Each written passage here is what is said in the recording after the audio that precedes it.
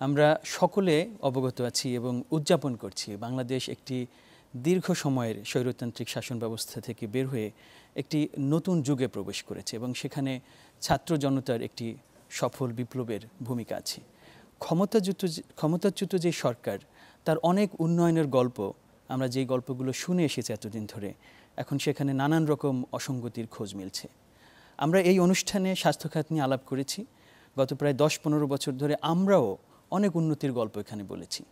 আমরা কমিউনিটি ক্লিনিকের কথা বলেছি, সরকারি হসপিটালে ফ্রি মেডিসিনের কথা বলেছি, কিন্তু তার কতখানি সুফল আমাদের সাধারণ মানুষ ভোগ করেছে সেই প্রশ্নের উত্তর কিন্তু আমরা সঠিকভাবে কখনোই নিতে পারিনি।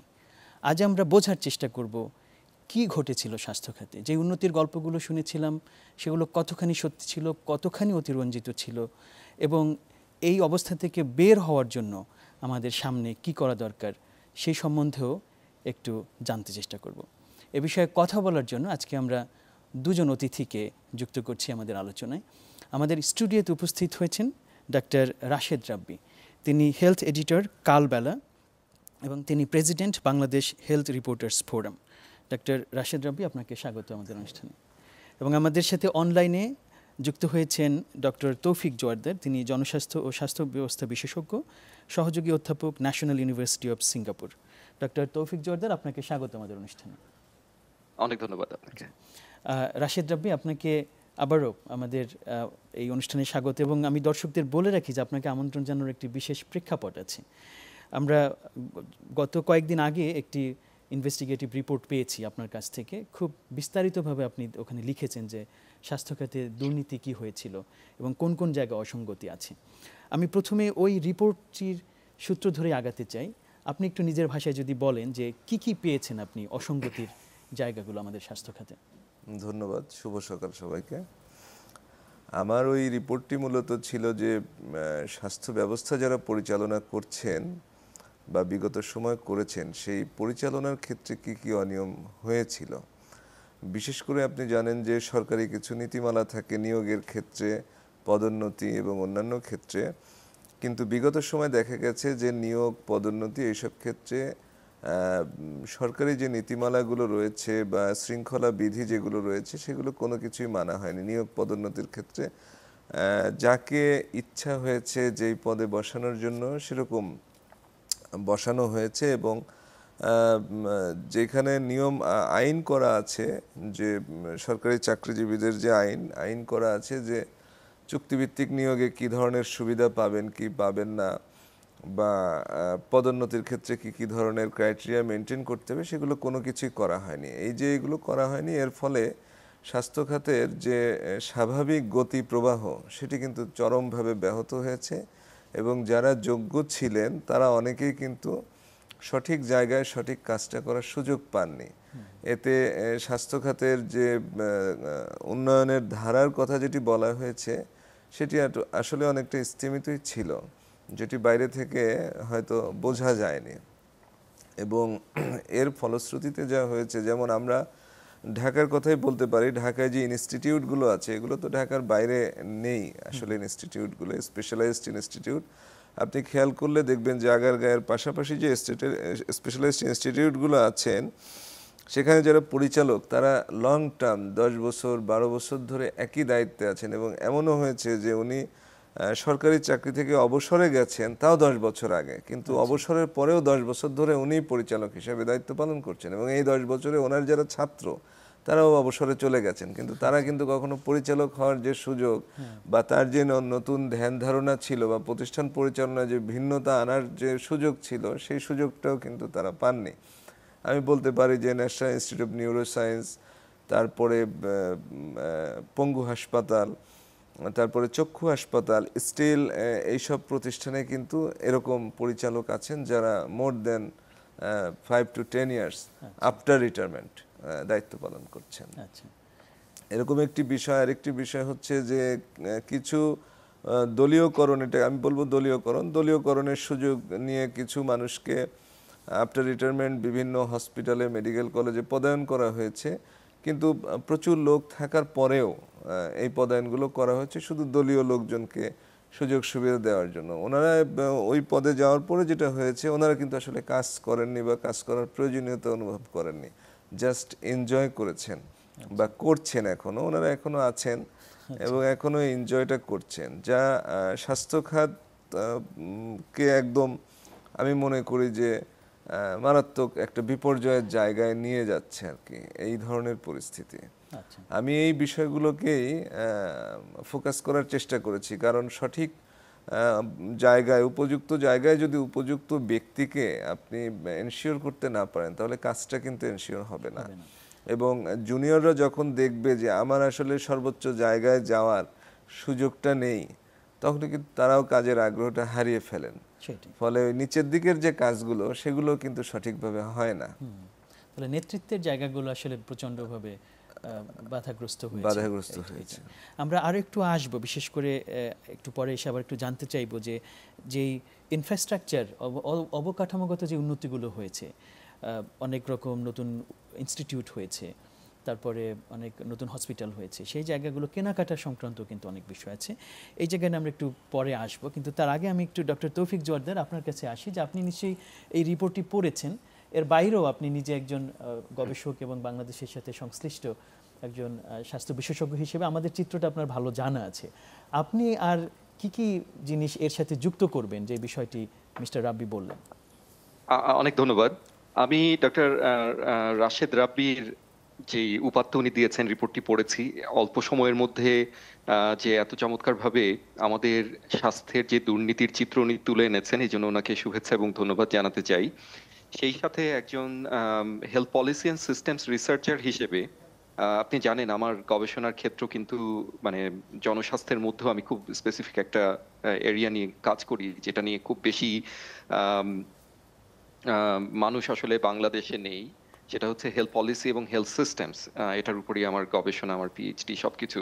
তারই সূত্র ধরে আমরা মানে বোঝার চেষ্টা করেছি যে এই যে দুর্নীতিটা হয়েছে, এটা আসলে কিভাবে হয়েছে। মোটা দাগে আমরা জানি যে রাজনীতিকীকরণের মধ্য দিয়ে এটা হয়েছে, কিন্তু অ্যাকচুয়াল মেকানিজমটাও আমরা কিন্তু একটা গবেষণায়, একটা পলিসি অ্যানালাইসিস আমরা করেছিলাম 2014-15 এরকম সময়ে। সেখানে আমরা জানতে পারি যে আওয়ামী লীগ সরকার ক্ষমতায় আসার পরপরই সিভিল সার্ভিস রিক্রুটমেন্ট রুল 1981 এর ABCD আর্টিকেল যেগুলো আছে, সেখানে একটা পরিবর্তন আনে, এবং এটার মধ্য দিয়েই আসলে দলীয়করণের এবং পদোন্নতিতে দুর্নীতির একটা রাস্তা তারা দারুণভাবে খুলে দেন আর কি। তো সেখানে যেটা হয় যে মানে নবম, অষ্টম এবং সপ্তম গ্রেডের অফিসাররা, যেটা আগেও ছিল পিএসসির সুপারিশক্রমে পদোন্নতি পাবেন, কিন্তু ষষ্ঠ, পঞ্চম এবং চতুর্থ গ্রেডের অফিসাররা তাদের প্রমোশনের জন্য ডিপার্টমেন্টাল প্রমোশন কমিটি বা ডিপিসির একটা সুপারিশের প্রয়োজন তারা তুলে ধরেন আর কি, একটা পরিবর্তনের মধ্য দিয়ে। এবং ওই কমিটিটা পরিচালনা করেন হচ্ছে ওই সংশ্লিষ্ট মন্ত্রণালয়ের মন্ত্রী স্বয়ং। 2014 সালে ট্রান্সপারেন্সি ইন্টারন্যাশনালের একটা রিপোর্ট প্রকাশিত হয় বাংলাদেশের স্বাস্থ্য খাতে দুর্নীতির উপরে আর কি, ইন জেনারেল। তার মধ্যে স্বাস্থ্য খাত নিয়ে বলা হয়েছিল যে এরকম ডিপিসির একটি প্রমোশনের জন্য 2.5 লাখ থেকে 10 লাখ টাকা, আমি একটু সংখ্যাটা আরেকবার দেখি, 5 থেকে 10 লাখ টাকার একটা লেনদেনের বিষয় তারা খুঁজে পেয়েছিলেন আর কি। সেটা 2014 সালের কথা বলছি, তার মানে আজ থেকে 10 বছর আগে। ডেফিনেটলি এটা পরবর্তীকালে আরো অনেক বেড়েছে।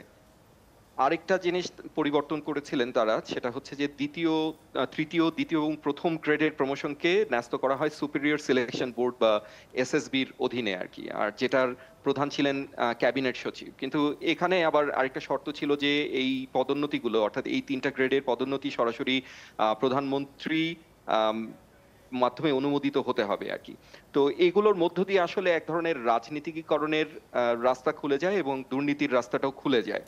কাজে আমাদের দুর্নীতির কথা যেমন বলতে হবে, কিন্তু সেই দুর্নীতির পথকে যে নীতিমালাগুলো প্রশস্ত করেছে পর্দার আড়ালে, সেই নীতিমালাগুলোকেও খতিয়ে দেখতে হবে এবং সেগুলোকে চ্যালেঞ্জ করতে হবে, সেগুলোকে পূর্বের অবস্থায় ফিরিয়ে আনতে হবে। জি, আপনার প্রশ্নে একটু জি না, আমি আসলে এখানে একটু কম একটা প্রশ্ন আসলে জিজ্ঞেস করতে চাই, যে যখন কোনো নতুন একটি সরকার আসে, ধরেন ওই যে সময়টার কথা আপনি বললেন, তখন আওয়ামী লীগ প্রথমবারের মতো এক ধরনের নির্বাচন ব্যবস্থার মধ্য দিয়েই কিন্তু এসেছে। যেমন এখনও যেই সরকার আছে, তারাও কিন্তু কিছু কিছু জায়গায় পরিবর্তন আনছে তাদের শাসন ব্যবস্থা সহজ করার জন্য। এবং এটি পৃথিবীর অন্য দেশেও ঘটে যে একটি দল যখন ক্ষমতা গ্রহণ করে, আপনি যদি যুক্তরাষ্ট্রের নির্বাচনও দেখেন, যদি এখন রিপাবলিকানরা আসে, ওরাও কিন্তু কিছু নীতিমালা করবে যাতে তাদের এজেন্ডাগুলো তারা বাস্তবায়ন করতে পারে। এখানে একটা সূক্ষ্ম পার্থক্য আছে সেক্ষেত্রে, যে এটি রাজনীতিকীকরণ করছি নাকি আমি একটা পলিসি করছি যাতে আমরা যেই এজেন্ডা নিয়ে এসছি ক্ষমতায় সেই এজেন্ডা বাস্তবায়ন করার জন্য আমি কিছু জায়গা ওপেন করছি। সুতরাং এই পার্থক্যটুকু নিয়ে একটু মন্তব্য শুনতে চাচ্ছি যে এখানে কতখানি আমরা যেটা বলি যে লাইন ক্রস করা হয়েছিল আমাদের দেশের ক্ষেত্রে। হ্যাঁ, এটা নির্ভর করে আপনি ফলাফলটা আমরা কি দেখছি তার উপর, এবং এটার উদ্দেশ্য কি ছিল সেটা কিন্তু আমাদের ফলাফল থেকে আমরা দেখেছি যে কিভাবে রাজনীতিকরণ হয়েছে এই নীতিমালাগুলোকে ব্যবহার করে বা অপব্যবহার করে। কাজেই এটা যে কেবলমাত্র শাসনের সুবিধার জন্যই করা হয়েছিল এটা আমি মানতে নারাজ। এবং বিগত সরকারের সবচেয়ে বড় সমালোচনা হচ্ছে এক ধরনের স্বৈরাচারী মনোভাব, একটা ক্ষমতার উপর একটা গ্রিপ প্রতিষ্ঠা করার যেই প্রবণতা, এই বিষয়গুলোই কিন্তু সরকারকে স্বেচ্ছাচারী করে তুলেছে। এবং এই গ্রিপগুলো প্রতিষ্ঠা করার জন্য, অর্থাৎ নিজের মানুষকে কেবলমাত্র নিয়ে আসার জন্য এই পরিবর্তনগুলো আসলে আমাদের বিভিন্ন রিক্রুটমেন্ট রুলে আনা হয়েছিল, সেটা আসলে এর ফলাফল থেকে আমরা বুঝতে পারি। আর দ্বিতীয়ত আরো মানে এটা ফলাফল না দেখেও বোঝা যায়, কারণ আমি দেখছি যে আমার কন্ট্রোলগুলো কন্টিনিউয়াসলি আমি এমন মানুষদের হাতে দিচ্ছি যেই মানুষগুলোই আসলে অরিজিনালি পলিটিক্যালি মোটিভেটেড। আচ্ছা, যে মানুষগুলো পলিটিক্সকে নিয়ন্ত্রণ করে, মন্ত্রী ফর এক্সাম্পল বা সচিবদেরকে আমরা পরিবর্তন করে দিলে আমি কিন্তু তার আন্ডারে যত নিয়োগ হচ্ছে সবগুলোকে আমি নিয়ন্ত্রণ করতে পারছি। তো এভাবে একটা নিয়ন্ত্রণ আরোপ করা হয়, যেটা একসময় পিএসসির অধীনে ছিল, একটা বড় কমিটি বা বোর্ডের আন্ডারে হতো, অনেক তর্ক বিতর্কের মধ্য দিয়ে সিদ্ধান্তগুলো নেওয়ার সুযোগ ছিল, কিন্তু সেই সিদ্ধান্তগুলো একসময় সেন্ট্রালাইজড হয়ে আসলো। বাংলাদেশের সব সিদ্ধান্তগুলোই কিন্তু এক পর্যায়ে সেন্ট্রালাইজড হয়েছে। আমরা দেখেছি যে কোনো বিষয়ে কথা বললেই বলা হতো যে প্রধানমন্ত্রীর পরামর্শ ছাড়া বা সম্মতি ছাড়া হচ্ছে না, যেগুলো আসলে শাসনের জন্য খুব একটা গণতান্ত্রিক আসলে না এই পদ্ধতিগুলো। আমি ধন্যবাদ ডক্টর তৌফিক জোয়ারদার। আবার আসবো আপনার কাছে। রাশেদ রাব্বি, আপনার কাছে একটু ফিরি, যে প্রসঙ্গটি এনেছিলাম, যে ধরে নিচ্ছি যে নিয়োগের ক্ষেত্রে এবং পদায়নের ক্ষেত্রে একটা বড় রকমের দুর্নীতি হয়েছে এবং সেগুলো সিস্টেমেটিক্যালি অর্গানাইজেশনগুলোকে তাদের গ্রিপে নিয়েছে। এর বাইরে কেনাকাটা, তারপর বড় বড় প্রতিষ্ঠানগুলো যে গড়ে উঠেছে, সেখানেও কি আর্থিক দুর্নীতির বিষয়টি সম্বন্ধে কতখানি জানা গেছে? না, এটা তো আমরা শুরু থেকেই, আমরা যারা কারাপশন রিলেটেড ইনভেস্টিগেটিভ নিউজ করেছি, আমরা কিন্তু সরকারের বিগত আওয়ামী লীগ সরকার শুরু থেকে আমরা চেষ্টা করেছি। এবং আমি যদি প্রত্যেকটা পিরিয়ড ধরে বলতে পারি, প্রথমে যিনি মন্ত্রী ছিলেন উনি খুব প্রখ্যাত একজন চিকিৎসক, অধ্যাপক রুহুল হক, এবং ওনার সময় কিন্তু সবার একটা প্রত্যাশা ছিল যে এত বড় একজন চিকিৎসক উনি মন্ত্রী হয়েছেন, নিশ্চয়ই ভালো কিছু হবে। এবং প্রথমে আমরা ওনার কথায় মনেও করেছি যে উনি ভালো কিছু করতে চান, কিন্তু পরবর্তীতে দেখেছি যে স্বাস্থ্যের যে পরবর্তীতে সবচেয়ে আলোচিত যে দুর্নীতির নামটি, যে মিঠু নামের একজন কন্ট্রাক্টর, ওনার কিন্তু এই উত্থানটা রুহুল হক স্যারের মাধ্যমে হয়েছেন। এবং উনি এত বড় প্রফেসর, এত বিখ্যাত লোক, উনি কিন্তু সেই দুর্নীতির বাইরে বেরিয়ে আসতে পারেননি। এবং ওনার ওই সময় কেনাকাটাতে শুরু হয়েছে। এবং আমরা দেখেছি যে ওই সময় এমন ঘটনাও ঘটেছে যে শুধুমাত্র মন্ত্রীর ইচ্ছাকে প্রাধান্য দিতে গিয়ে মোটা অঙ্কের টাকা গচ্চা দিতে হয়েছে সরকারকে। খুলনা মেডিকেল কলেজের জন্য উনি একটি লিনিয়ার অ্যাক্সিলারেটর মেশিন কিনেছিলেন, যেটি দিয়ে ক্যান্সার রোগীদের থেরাপি দেওয়া হয়, কিন্তু খুলনা মেডিকেল কলেজে ওটি স্থাপন করার মতো কোনো জায়গা ছিল না। প্রায় 10 থেকে 12 কোটি টাকা ওই মেশিনটি কেনা হয়েছিল সেই সময়, এবং সেটি কিন্তু টুকরো টুকরো যন্ত্রাংশগুলো ওইভাবে পড়ে নষ্ট হয়ে গেছে, কিন্তু ওটি অন্য কোথাও রিপ্লেসও করা হয়নি, আর কোনো কিছু করার সুযোগও হয়নি, এবং সেটি ফেরত দিয়ে যে টাকা আনা সেটারও কোনো সুযোগ ছিল না। তো এরপরে আমরা দেখেছি যে এই যে মিঠু, তার উত্থান, এবং মিঠুর মতো আরও কয়েকজন তৈরি হয়েছিল, এরা মন্ত্রীর সঙ্গে, মন্ত্রী পরিবারের সঙ্গে ঘনিষ্ঠ হয়ে সব ধরনের কেনাকাটা করত। একটা পর্যায়ে এরকম অবস্থা তৈরি হলো যে এই ঠিকাদার বলে দিচ্ছে যে অমুক পদে অমুককে বসাতে হবে, তমুক পদে তমুককে বসাতে হবে। এবং আমরা এরকমও দেখেছি যে সরকারি কর্মকর্তারা ওই ঠিকাদারের অফিসে গিয়ে অফিস করছে, ফাইল নিয়ে গিয়ে ঠিকাদার যেভাবে বলছে। আমরা ওই সময় মন্ত্রণালয়ে দেখেছি যে ঠিকাদার কাগজ নিয়ে যাচ্ছে, স্পেসিফিকেশন পেপারস, যে এই যন্ত্রগুলো এই অর্থ বছরে কিনতে হবে, এটা আপনারা তালিকাভুক্ত করেন। এবং মন্ত্রণালয় থেকে সেটা করছে একজন ঠিকাদারের কথা মতো, যে যন্ত্রগুলোর হয়তো দরকারই ছিল না। আমি এরকম একটি নিউজ করেছিলাম যে বার্ন ইনস্টিটিউটের একটি কেনাকাটা নিয়ে মোর দ্যান 100 crore টাকা, যেসব যন্ত্রের নাম ওইখানে দেওয়া আছে, আমি কোনো যন্ত্রই নামের সঙ্গে পরিচিত না। আচ্ছা, পরে আমি কয়েকজন এক্সপার্টের কাছে গেলাম, তো তারাও অনেকে বলতে পারছেন না। এই উনি পাঠানো ওনার কাছে, উনি পাঠানো করতে করতে একটা পর্যায়ে গিয়ে আমি এমন লোকের কাছে পৌঁছে গেলাম আসলে ওই তালিকাটা যিনি করেছেন। আচ্ছা, তখন উনি বললেন আমাকে যে আপাতত হয়তো এগুলোর দরকার নেই, কিন্তু অদূর ভবিষ্যতে প্রয়োজন হতে পারে, ওকে, তাই আমরা কেনার চেষ্টা করছি।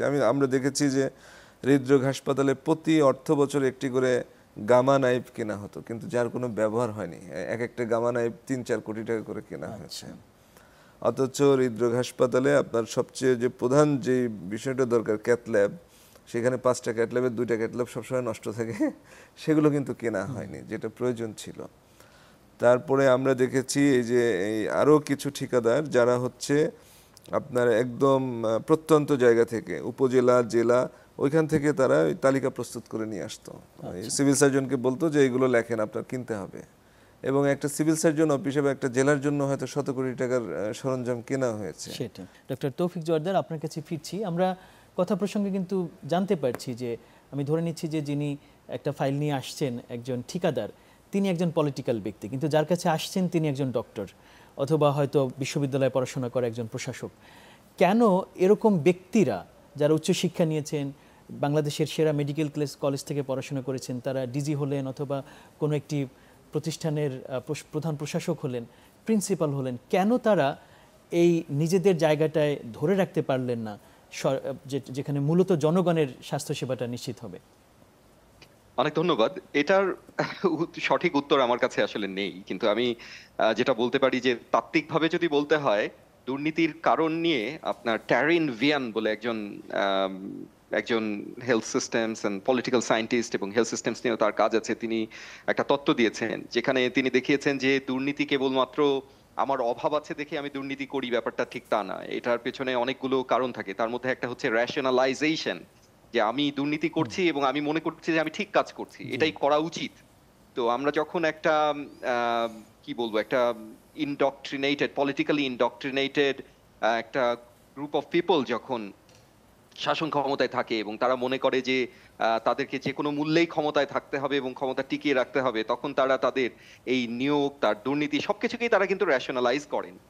যে তারা মনে করেন যে এই চেতনাকে বজায় রাখার জন্য আমাকে এই সিস্টেম রাখতে হবে, সেজন্য আমার দুর্নীতি করা লাগলে আমি করব, আমার যাকে প্রয়োজন আমি তাকে নিয়ে আসব। তো এটা একটা তাত্ত্বিক ব্যাখ্যা হতে পারে যে কেন একজন মানুষ যিনি একজন চিকিৎসক হিসেবে যথেষ্ট স্বনামধন্য, কিন্তু তার নামে সবচেয়ে বেশি দুর্নীতির অভিযোগ পাওয়া যায়, বা তিনি কেন দুর্নীতিতে জড়িয়ে পড়েন। তিনি হয়তো এটাকে উচিত কাজ বলেই মনে করেন। তিনি হয়তো মনে করেন যে এই ধরনের মানুষদেরকে ক্ষমতায় টিকে থাকার জন্য এই ধরনের মানুষদের সহযোগিতা প্রয়োজন এবং সেটা একটা ভালো কাজ, এরকম হয়তো তিনি মনে করতে পারেন। তবে এই কথা অনস্বীকার্য যে পৃথিবীর ইতিহাসে আমরা বারবার দেখেছি অনেক উচ্চশিক্ষিত মানুষ অনেক বড় বড় দুর্নীতির সাথে জড়িত, কাজে এটা খুব যে বিস্মিত হওয়ার মতো বিষয় তাও নয়।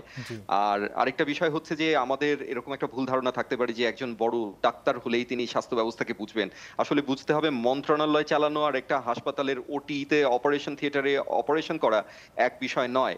কাজে ডাক্তার হলেই যে তিনি একজন ভালো ভালো প্রশাসক হবেন, একজন ভালো অ্যাডমিনিস্ট্রেটর হবেন, বা রাজনীতিবিদ হিসেবে তিনি একটা মন্ত্রণালয় পরিচালনার ক্ষেত্রেও তার প্রজ্ঞার পরিচয় দিবেন, এরকম মনে করার কোনো কারণ নেই আর কি। আমরা এখানেই হয়তো উত্তরটা কিছুটা নিহিত রয়েছে আর কি। আমাদেরকে আসলে একটা সিস্টেম গড়ে তুলতে হবে এবং সেই সিস্টেমটা ট্রান্সপারেন্ট বা স্বচ্ছ, জবাবদিহিতামূলক হতে হবে, গণতান্ত্রিক হতে হবে, এটা খুব গুরুত্বপূর্ণ। জি, তৌফিক জর্জ, অনেক ধন্যবাদ। যেখানে আপনি শেষ করেছেন সেখান থেকে রাশেদ রাব্বি, আপনার জন্য প্রশ্ন। এই যে প্রাতিষ্ঠানিক শক্তি বৃদ্ধি করা, আমাদের এটি এখনকার সবচেয়ে জরুরি বিষয় হয়ে দাঁড়িয়েছে এবং আমাদের প্রধান উপদেষ্টা থেকে শুরু করে সবাই বলছেন যে গত 15 বছরে সবচেয়ে ধ্বংস করা হয়েছে আমাদের সকল প্রাতিষ্ঠানিক স্ট্রাকচার, যেটা আমরা পুলিশের ক্ষেত্রে থেকে শুরু করে সব ক্ষেত্রে দেখছি। স্বাস্থ্য খাতে গত কয়েক বছরে বা এক দশকে আমরা দেখছি সাচিব নামে একটি প্রতিষ্ঠান লণ্ডভণ্ড করে দিয়েছিল আমাদের এখানকার অনেক প্রতিষ্ঠানকে, এবং সেখানে আপনি যে পদায়নের কথা বলেছেন সেখানে তারা বিশাল ভূমিকা রেখেছে। তার আগে একটা সময় একটা মাদার অর্গানাইজেশন ছিল বিএমএ, এবং তারপরে আমরা দেখছি যে ড্যাব নামেও কিন্তু একটা প্রতিষ্ঠান তৈরি হয়েছে। সাচিব যেমন আওয়ামী ঘরানার লোকজন দেখছে, ড্যাব তেমন জাতীয়তাবাদী ঘরানার লোকজন দেখছে। এখন যে আমরা নতুন পরিস্থিতিতে আছি, আমরা কি সাচিবের পরিবর্তে ড্যাবকে ফেরত পাবো, নাকি আমরা সত্যিকার অর্থে একটি প্রাতিষ্ঠানিক শক্তি সমৃদ্ধ স্বাস্থ্য ব্যবস্থা খুঁজে পাবো? আপনার এখনকার মূল্যায়ন কি? না, ধন্যবাদ আবারও আপনাকে। সাচিবের প্রসঙ্গটি আগে বলি, কারণ বিগত প্রায় 15-16 বছর তারা স্বাস্থ্য খাতে প্রভাব বিস্তার করেছে। বদলি পদায়ন থেকে শুরু করে কেনাকাটা সব কিছুতে আমরা দেখেছি যে সাচিবের একজন নেতা নিজেই বিরাট ঠিকাদার হয়ে সমস্ত কেনাকাটা নিয়ন্ত্রণ করেছেন, এরকমও দেখেছি। তো সেই জায়গা থেকে বলবো যে আসলে কিন্তু ড্যাব আগে শুরু হয়েছিল। বিএমএ একটা সময় তো বিএমএ ছিল শুধু একমাত্র চিকিৎসকদের দাবি আদায়ের বা কথা বলার সংগঠন হিসাবে। পরবর্তীতে যখন বিএনপি প্রথম ক্ষমতায় আসে তখন কিন্তু একটা গ্রুপ আলাদা হয়ে ড্যাব করে, তারপরে সাচিব হয় এবং পরবর্তীতে আমরা দেখেছি যে আওয়ামী এবং বিএনপি ঘরানার বাইরে কিছু প্রগতিশীল চিকিৎসক আবার doctors for health and environment নামে আরেকটা সংগঠন করে আর কি। তো যখন সব টুকরো টুকরো হয়ে যায় প্রত্যেকেই প্রত্যেকের অস্তিত্ব টিকিয়ে রাখার চেষ্টা করে। আমি মনে করি যে এখন সময় এসেছে চিকিৎসকদের এই যে পেশাজীবী বা দলীয় লেজুর ভিত্তিক, পেশাজীবী বললে একটু ভুল হবে, দলীয় লেজুর ভিত্তিক যে সংগঠন বা চিন্তা ভাবনা, এই জায়গা থেকে চিকিৎসকদের বেরিয়ে আসতে হবে। আমি মনে করি যে যারা মূলত পেশাজীবী চিকিৎসক, কৃষিবিদ বা প্রকৌশলী আছেন, ওনাদের দলীয় লেজুর ভিত্তিতে অংশগ্রহণ করা উচিত না। তাতে ওনারা নিজেরা ক্ষতিগ্রস্ত হন এবং রাষ্ট্র ক্ষতিগ্রস্ত হয়। তো এই জায়গা থেকে এখন বেরিয়ে আসার সময়, এবং সরকারি যে চাকরি বিধি, সেই বিধিতে কিন্তু সুস্পষ্ট উল্লেখ রয়েছে যে সরকারি চাকরিরত অবস্থায় উনি কোনো রাজনীতির সঙ্গে সম্পৃক্ত হতে পারবেন না, কোনো ব্যবসা বাণিজ্যের সঙ্গে সম্পৃক্ত হতে পারবেন না। কিন্তু আমরা বিগত সময় দেখেছি যে সাচিবের কথা বলছেন, সাচিবের বিভিন্ন ইনস্টিটিউটের যারা নেতৃত্ব দিয়েছেন তারা নির্বাচনের সময় ব্যানার নিয়ে স্লোগান করেছেন, ভোট কেন্দ্রে গিয়েছেন, ভোট দেওয়ার জন্য প্রলুব্ধ করেছেন বা পাওয়ার অ্যাপ্লাই করেছেন, এক্সারসাইজ করেছেন, এগুলো আমরা দেখেছি এবং আমরা তখন এগুলো অ্যাড্রেস করার জন্য নিউজ করেছি। কিন্তু গভর্নমেন্ট কিন্তু কারো বিরুদ্ধে কোনো ব্যবস্থা নেয়নি এবং শৃঙ্খলা বিধিতে এটা শাস্তিযোগ্য অপরাধ সুস্পষ্টভাবে লেখা আছে।